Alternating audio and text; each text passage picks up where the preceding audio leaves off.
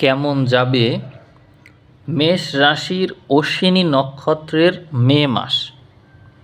শুরুতেই দেখতে পাচ্ছি জন্ম নাড়িতে মাসের 7 থেকে 14 তারিখ পর্যন্ত বুধ অবস্থান করবে, যা জাতক জাতিকাদের স্বাস্থ্যের জন্য খুবই শুভ। জন্ম নাড়িতে যদি আপনার জন্মকালীন কোনো শুভ গ্রহ থেকে থাকে তাহলে এই শুভত্ব 7 থেকে 14 তারিখে আরও বৃদ্ধি পাবে। আর যদি কোনো অশুভ গ্রহ অশ্বিনী নক্ষত্রের জন্মকালীন থেকে থাকে তাহলে সেই অশুভত্ব একটু হলেও হ্রাস পাবে। যারা যারা অশ্বিনী নক্ষত্রের জাতক জাতিকা অর্থাৎ জন্ম সময়ে যাদের চন্দ্র এই অশ্বিনী নক্ষত্রে অবস্থান করছে, যাদের মেষ রাশি, তাদের খেয়াল করতে হবে যে অশ্বিনী নক্ষত্রে কোনো পাপ গ্রহ জন্ম সময়ে আছে কি না। সেক্ষেত্রে আপনাদের আজীবন রোগ ব্যাধি, নানা রকম দুঃখ কষ্ট, বিশেষ করে স্বাস্থ্য সংক্রান্ত বিষয়, এইগুলো নিয়ে যথেষ্ট ভোগান্তি থাকবে। এখন বুধ 7 থেকে 14 তারিখে এই নক্ষত্রে অবস্থান করবে, যার কারণে সেই ভোগান্তি কমবে। এবং যাদের কোনো নক্ষত্রই অশ্বিনী নক্ষত্রে নেই, কোনো গ্রহই অশ্বিনী নক্ষত্রে নেই, তাদের জন্য এই সময়টা শুভ। এবং যাদের ইতোমধ্যেই জন্ম সময়ে শুভ গ্রহ অশ্বিনী নক্ষত্রে আছে, তাদের বুধ এখানে যুক্ত হওয়ার কারণে শুভত্ব আরও বেড়ে যাবে। মানস নাড়িতে আমরা একটি গ্রহ দেখতে পাচ্ছি। মানস নাড়ি হচ্ছে জাতক জাতিকাদের পূর্ব ভাদ্রপদ অর্থাৎ 25 নম্বর নক্ষত্র। যাদের মেষ রাশি অশ্বিনী নক্ষত্র, তাদের মানস নাড়ি এই 25 নম্বর নক্ষত্র, যা মীন এবং কুম্ভ এই দুই ঘর মিলিয়ে অবস্থিত। আপনারা জানেন রাহু ঘর পরিবর্তন করবে 18ই মে, কিন্তু নক্ষত্র তো আর পরিবর্তন হচ্ছে না, নক্ষত্র একই থাকবে। যার কারণে মেষ রাশির অশ্বিনী নক্ষত্রের জাতক জাতিকাদের মানস নাড়িতে রাহু অবস্থান করবে। রাহু ঘর পরিবর্তন করার পরও ওই নক্ষত্রেই থাকছে। ফলে এই পাপ গ্রহের অবস্থান জাতক জাতিকাদের মানসিকভাবে যে পীড়া, সেটা কিন্তু দিয়েই চলবে। এর অর্থ এই দাঁড়াচ্ছে মেষ রাশির অশ্বিনী নক্ষত্রের জাতক জাতিকাদের মে মাস মানসিক যন্ত্রণার মাস। আপনারা রাহুর প্রভাবে নিশ্চয়ই যথেষ্ট মানসিক পীড়ায় আছেন। জন্ম সময় যদি আপনাদের এই নক্ষত্রে কোনো শুভ গ্রহ থেকে থাকে এই মানস নাড়িতে, তাহলে আপনাদের এই পীড়া কিছুটা কম থাকবে। আর যাদের এখানে জন্মকালীনই অশুভ গ্রহ রয়েছে, তাদের পীড়া অনেক বেশি হয়ে গেল। আর যাদের কোনো গ্রহই নেই এই নক্ষত্রে, তাদের এই রাহু যুক্ত থাকার কারণে সাময়িক পীড়া, অর্থাৎ যতদিন রাহু ওখানে থাকবে ততদিন পর্যন্ত আপনাদের পীড়া ভোগ করতে হবে। এই পীড়াটা মানসিক পীড়া। মানস নাড়ি মানেই মানসিক বিষয়। এখন এই দুঃখ কষ্ট কোথা থেকে আসতে পারে? আমরা চলে যাব মনের ঘরে, অর্থাৎ চতুর্থ ঘরে। চতুর্থ ঘরে আমরা মঙ্গলকে দেখতে পাচ্ছি। মঙ্গল এখানে এই মাস ধরে, পুরো মাস ধরেই মঙ্গল কর্কটে অবস্থান করবে এবং নিচস্থ, এবং লগ্নপতি বা রাশির অধিপতি মঙ্গল নিজেই। সেই ক্ষেত্রে মঙ্গলের বিরাট ভূমিকা রয়েছে। তো মঙ্গল যতদিন এখানে থাকবে ততদিন পর্যন্ত মানসিক কষ্ট, যন্ত্রণা, তারপরে ছোটাছুটি, এগুলো তো থাকছেই। অর্থাৎ জাতক জাতিকারা সবসময় দৌড়ের উপর থাকবে, মানে খামোখা সংঘর্ষ সংগ্রাম, এক একটা উটকো ঝামেলা এসে জড়ো হবে এবং সেই ঝামেলা মোকাবেলা করতে গিয়ে জাতক জাতিকারা টায়ার্ড হয়ে পড়বে। সব জায়গায় তাদেরকে কেবলই নানা রকম ঝামেলা পোহাতে হবে। যদিও অশ্বিনী নক্ষত্রের মানুষ ঝামেলা পছন্দ করে না, তারা সবসময় ঝামেলা এড়াতে চায় এবং অন্যদেরকেও এরা ঝামেলা মুক্ত রাখতে চায়। তারা মুখ বুজে সব কিছু সহ্য করে নেয়। তারা অন্যের জীবনে যাতে দুঃখ কষ্ট কমে তার জন্য অনেক সময় অন্যের কাজই তারা নিজেরা করে দেয়। কিন্তু আশ্চর্য ব্যাপার হলো, তারা নিজেরাই এই সময়ে ঝামেলায় থাকবে এবং তারা যেটা পছন্দ করে না সেটাই তাদের সাথে এই সময় ঘটতে চলেছে এবং অলরেডি ঘটছেও। তো আপনারা মিলিয়ে দেখবেন যারা অশ্বিনী নক্ষত্র, তাদের মানসিক অবস্থা এই সময় ভালো আছে কি না। ভালো নেই, ভালো থাকার কথা না, তারা মানসিকভাবে কষ্টে আছে। এছাড়া আর কি হচ্ছে, এই জাতক জাতিকাদের মায়ের ব্যাপারে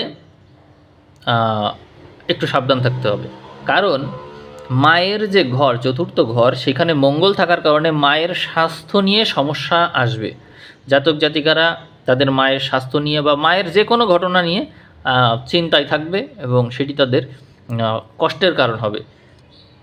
এছাড়াও থাকছে জাতক জাতিকাদের মানসিক কষ্ট। যেহেতু মানস নাড়িতে গ্রহ রয়েছে রাহু এবং মনের ঘরেও মঙ্গল রয়েছে, তার মানে এই রাহু মঙ্গলের প্রভাবে জাতক জাতিকাদের মনে এতটাই যুদ্ধ চলবে যে যুদ্ধ থামাতে গিয়ে তারা নিজেরাই ক্লান্ত হয়ে পড়বে। সেই ক্ষেত্রে সবচেয়ে ভালো হচ্ছে নিশ্চিন্ত থাকার চেষ্টা করা, মেডিটেশনটা করা। এবং আমি বলবো যে আপনারা এক্সপেকটেশন বাদ দিবেন। যদিও আপনাদের এক্সপেকটেশন কমই থাকে, তারপরেও বলবো যতটুকু আছে সেটাও বাদ দিতে বলবো। কারণ এক্সপেকটেশন রাখতে গেলেই এখানে ঝামেলা শুরু হবে। আপনি কোনো কিছু প্রত্যাশা করবেন না, সব কিছু সময়ের উপর ছেড়ে দিয়ে রাখবেন। সময় যা সিদ্ধান্ত নেবে তাই, অর্থাৎ পরিস্থিতি যা ভালো মনে করে এইভাবে চলবেন, না হলে আপনার পীড়া দুঃখ কষ্ট বাড়তে দেখা যাবে। এরপরে তৃতীয় ঘরে বৃহস্পতিকে গমন করতে দেখা যাবে মাসের 15 তারিখের দিকে। সেক্ষেত্রে বৃহস্পতি আপনার নবমপতি দ্বাদশপতি হয়ে দ্বিতীয় থেকে তৃতীয় ঘরে চলে যাচ্ছে, যা আপনার জন্য শুভ প্রভাব বয়ে নিয়ে আসবে। যদিও বৃহস্পতি 2 নম্বর ঘরে ছিল, ধন সম্পত্তি বিষয়ক আপনাকে সুবিধা দেওয়ার চেষ্টা করছিল, কিন্তু তারপরেও সেই বিষয়টি ছিল এরকম, দ্বিতীয়ের সাথে দ্বাদশের ঘর বিনিময়ের কারণে আপনার যে পার্থিব সম্পদ আছে, বৈষয়িক সম্পদ আছে, সেটি চলে যাচ্ছে এবং আধ্যাত্মিক জ্ঞান সম্পদ রূপে আপনার কাছে আসছে। এটি এতদিন ঘটছিল এবং এই মাসের 15 তারিখ পর্যন্ত এটিই ঘটবে যে আপনি পুণ্য অর্জন করবেন সম্পদ দান করে দিয়ে, বা সম্পদ অন্যদেরকে দিবেন, ধার দিবেন বা সহায়তা করবেন নিজের সম্পদ। এইভাবে আর কি আপনি দৈবিক সম্পদ লাভ করবেন। বৈষয়িক সম্পদের পরিবর্তে দৈবিক সম্পদ লাভ, এটাই হচ্ছিল এতদিন। কিন্তু 15 তারিখের পর থেকে তা না হয়ে ভিন্ন হবে। সেটি হবে হচ্ছে আপনার প্রচেষ্টা বলকে বাড়াবে, অর্থাৎ আপনি যে জ্ঞান অর্জন করেছেন এতদিন ধরে, সেই জ্ঞানকে প্রয়োগ করার সময় এই মাসের 15 তারিখ থেকে এসে গেল। তখন আপনি আপনার কর্মক্ষেত্রে এই পরিবর্তনটা খুব ভালোভাবে লক্ষ্য করতে পারবেন। আপনি দেখতে পারবেন যে আপনি যে কাজগুলো করছেন তার ভিতরে মানুষের কল্যাণ নিহিত রয়েছে। মানুষের জন্য সৎ চিন্তা করা, কি করে সবার মঙ্গল কামনা করা যায়, তার জন্য আপনার যে প্রচেষ্টা সেটি অনেক বৃদ্ধি পাবে, এটিই বলবো। এরপরে রাহুর ঘর পরিবর্তন হচ্ছে। রাহু 18ই মেতে দ্বাদশ থেকে একাদশে চলে আসছে।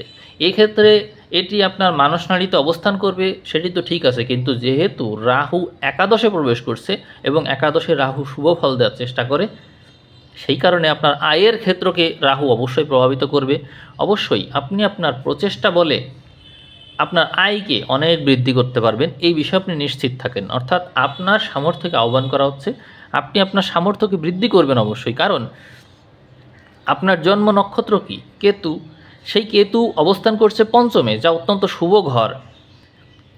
তাহলে বোঝেন এই কেতু রবির ঘরে অবস্থান করছে এবং রবি তুঙ্গি হয় এখানেই, এই মেষেই তুঙ্গি হয়। আপনার যে অশ্বিনী নক্ষত্র তা তো মেষেরই ঘর, এখানেই তো রবি তুঙ্গি হয়, এবং কেতু তো এই সিংহের ঘরে অবস্থান করছে যেখানে রবির ঘর। তাহলে খুব ভালো একটা পরিস্থিতি কিন্তু আপনার জন্য তৈরি হলো। আপনি আপনার মস্তিষ্ককে ব্যবহার করুন, মস্তিষ্কের যে সামর্থ্য আছে সেটিকে বৃদ্ধি করার চেষ্টা করুন। আপনার তৃতীয় ঘরে বৃহস্পতি মানে কি আপনার প্রচেষ্টা বলে অগ্রগতি অবশ্যই হবে এবং তা সুচিন্তিতভাবে সুপরিকল্পিতভাবে এগিয়ে যাবে, যা অত্যন্ত ভালো ইঙ্গিত দেয়। আপনার একাদশে রাহু থাকছে, যা নানান দিক থেকে আপনাকে আয় করাবে। আপনার পঞ্চমে কেতু থাকার কারণে আপনি যে কোনো কাজে একাগ্র হতে পারবেন, এটিও তো সম্ভব হচ্ছে। আপনার চতুর্থ ঘরে মঙ্গল থাকছে মানে আপনি যে কোনো কাজে অনেক বেশি ব্যস্ত থাকবেন, এবং এই মঙ্গল যখন সামনে আবার এই পঞ্চমে চলে আসবে তখন আপনার বুদ্ধিমত্তার প্রয়োগ আরও বেড়ে যাবে। তার মানে এই সবগুলোই শুভ। এদিকে আপনার দ্বাদশ ঘরে শুক্র থাকছে, শনি থাকছে। শুক্র দ্বাদশে থাকলে মানুষের সজ্জা সুখ লাভ হয়, অর্থাৎ সুখকে দান করা, সুখকে অন্যর কাছে দিয়ে দেওয়া। তো শুক্র যেহেতু দ্বাদশে, তার মানে আপনি আপনার সুখ শান্তিকে অন্যের জন্য নিয়োগ করবেন। অর্থাৎ আপনি আপনার যেখানে দেখা যাচ্ছে আরাম করতে পারতেন, আপনি নিজে আরামটা আপনি নিজে না করে অন্যদেরকে আরামে রাখার চেষ্টা করছেন, এমনটা হবে। শনিও দ্বাদশে, তার মানে পরিশ্রমটা আপনি নিজে না করে আপনার জন্য না করে অন্যের জন্য পরিশ্রম করবেন। পরিশ্রম আপনি করবেন কিন্তু অন্যের জন্য, অর্থাৎ আপনি আপনার পরিশ্রমের ফল, আপনি আপনার স্নেহ, মায়া, মমতা, দয়া, প্রেম, ভালোবাসা এগুলো সব কিছু অন্যের জন্য করছেন, সব কিছু অন্যকে দিয়ে দিচ্ছেন। তার মানে এই মাসটা কিন্তু আপনার জন্য টোটালি একটা ডেডিকেশনের মাস, তা কিন্তু এখানে স্পষ্ট হয়েই গেল। এদিকে দশমপতি যেহেতু দ্বাদশে থাকছে, আপনার কর্ম বিদেশের সাথে সংশ্লিষ্ট কোনো বিষয় হতে পারে, কারো কর্ম চলে যেতে পারে, নতুন কর্ম আসতে পারে, কর্ম পরিবর্তন হতে পারে, এমন নানা বিষয় দেখা যাচ্ছে। কেউ আবার কর্ম থেকে রিলিফ নেওয়ারও চেষ্টা করবে কর্মব্যস্ততারই কারণে, এমনও সম্ভব। এখানে মূল কথা হচ্ছে জাতক জাতিকাদের শুক্র এবং শনি, এই যে দুটো গ্রহ, যেহেতু শুক্র সপ্তমপতি এবং শনি দশমপতি, সুতরাং ব্যবসা এবং কর্ম এই দুই ঘরের অধিপতি দ্বাদশে গিয়ে সংযুক্ত হয়েছে, এবং এই কারণে জাতক জাতিকাদের পক্ষে বৈদেশিক কোনো বিষয় থেকে আয় করার সম্ভাবনা অনেক অনেক বেশি।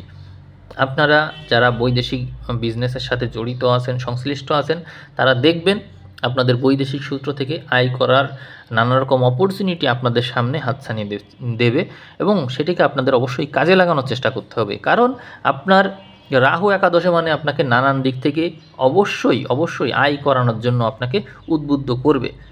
এই মাসে আপনারা দেখতে পাবেন রবি এবং বুধ আপনাদের সম্পদের ঘরে অবস্থান করবে। তো সম্পদের ঘরে রবি বুধের অবস্থান অবশ্যই আপনাকে ধন সম্পত্তি এনে দেওয়ার চেষ্টা করবে। আপনারা আপনাদের যে বুদ্ধিবল, সামর্থ্য এগুলো আছে, এগুলোকে একটু বিস্তার করার চেষ্টা করুন। কারণ নানান দিক থেকে আয় করার জন্য রাহু আপনাকে যে উদ্বুদ্ধ করবে, সেই বিষয়টিকে যদি আপনি ধরতে না পারেন, তাহলে তা আপনার জীবনে নানা রকম ঝঞ্ঝাট সৃষ্টি করবে। অর্থাৎ রাহুর বৈশিষ্ট্য, রাহু প্রয়োগ অবশ্যই করবে। আর আপনি যদি সেই অনুযায়ী না চলেন, তখন আপনার কাছেই এই পরিস্থিতিকে দুর্বিষহ মনে হবে। এটাই বলবো। আপনাদের অনেকেরই প্রশ্ন থাকে মামলা মোকদ্দমা নিয়ে।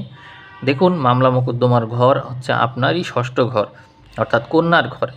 এই কন্যার ঘরে শনি শুক্রের দৃষ্টি আছে, যার কারণে যে কোনো সমস্যাই আপনি ফেস করতে পারেন, এটা সম্ভব। কিন্তু এই ঘরের যে অধিপতি বুধ, সে মাসের 7 তারিখ পর্যন্ত যেহেতু দ্বাদশে থাকবে, সেই কারণে মাসের শুরুর দিকে আপনি প্রবলেমে পড়তে পারেন। আমি যখন এই বিষয়টি নিয়ে কথা বলছি, তখনই দেখা যাচ্ছে আপনি সমস্যায় আছেন। আর যদি 7 তারিখ পার হয়ে যায়, তাহলে আর বিশেষ সমস্যা দেখা যাচ্ছে না। সেক্ষেত্রে আপনি আপনার স্বাস্থ্য নিয়ে চিন্তা করবেন, সেটিই বলবো, স্বাস্থ্যকে অধিক গুরুত্ব দিবেন। এরপরে যখন বুধ মাসের শেষের দিকে চলে যাচ্ছে 24 তারিখের পরে আপনার সম্পদের ঘরে, তখন আপনাকে ঋণ নিতে হতে পারে। যেহেতু আপনি অন্যের জন্য কাজ করবেন, অন্যকে টাকা পয়সা দিয়ে হেল্প করবেন, সেক্ষেত্রে আপনি নিজেই ঋণে পড়তে পারেন, এই সম্ভাবনাও রয়েছে। তবে রবির যে রবি পঞ্চমপতি, তার দ্বিতীয় ঘরে অবস্থান আপনার সম্পত্তির পরিমাণ বৃদ্ধি করবে। আপনি আপনার মস্তিষ্ক খাটিয়ে অতিরিক্ত আয় করার সুযোগ অবশ্যই তৈরি করে নিতে পারবেন। আপনার আয়ের ঘরে শুভগ্রহ, ধন সম্পত্তির ঘরে শুভগ্রহ। আমি শুভগ্রহ এই জন্য বলছি যে আয়ের ঘর এবং সম্পত্তির ঘর, এই দুই ঘরে যে গ্রহই থাকুক, তারা তাদের বৈশিষ্ট্য অনুযায়ী ফল প্রদান করে থাকে। এই জন্য এটিকে আমি শুভগ্রহ বলছি। তো যাই হোক, আমি যতটুকু আলোচনা করেছি, আশা করি আপনাদের মূল যে বিষয় সেটি নিয়ে আলোচনা করা হয়েছে। আমি আজকের ভিডিও এই পর্যন্তই রাখবো। আর আপনারা যদি তথ্য থেকে উপকৃত হন, তাহলেই এই আলোচনা সার্থক। সবাই ভালো থাকবেন, ধন্যবাদ।